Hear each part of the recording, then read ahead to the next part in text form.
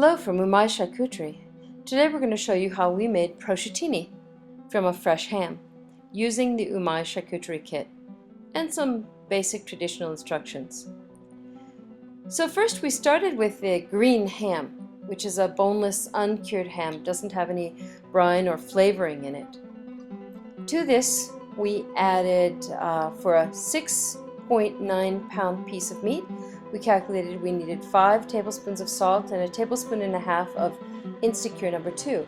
So we massaged all of the Instacure number 2 and 4 of the 5 tablespoons of salt into the ham, into every crack and crevice that was caused by removing the bone from this piece of meat. Made it very easy to rub it in to all the surface. At this point it was all well salted, and we wrapped it up in some plastic film, put it into a bowl, and weighted it with a very heavy pot full of water.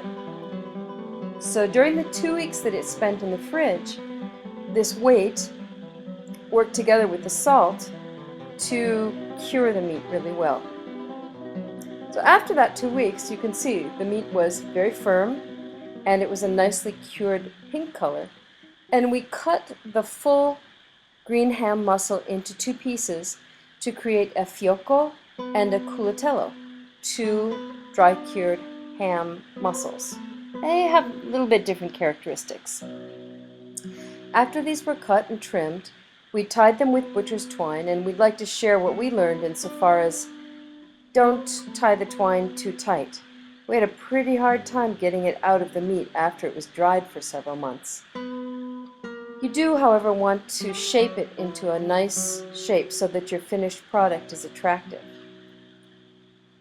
Once we had them all tied up, we took that last tablespoon of salt and worked that into the surface of the meat together with another tablespoon of freshly ground pepper. Now traditional Italian recipes will make these hams with only those 2 ingredients.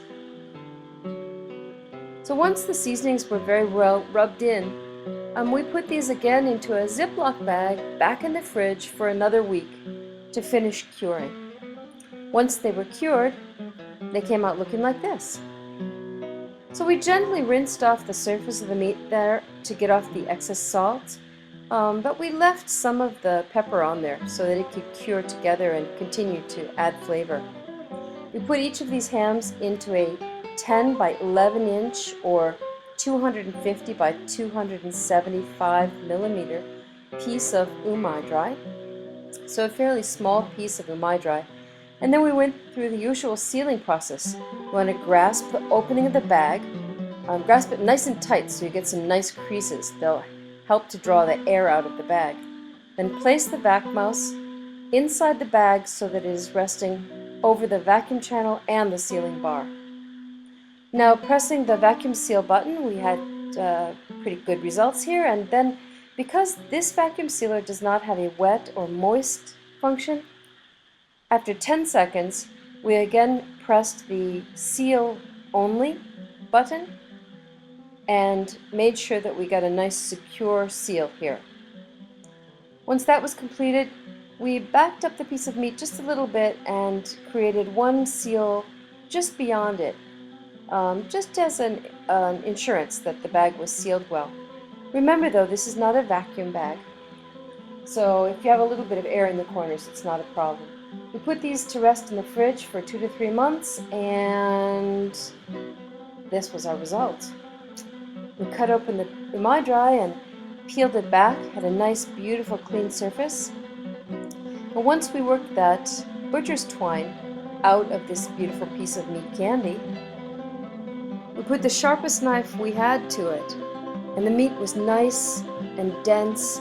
It had that beautiful sort of stained glass feel to it, and when we ran it through our brand new slicer, we got exactly what we'd hoped for. Delicious, dense, translucent charcuterie.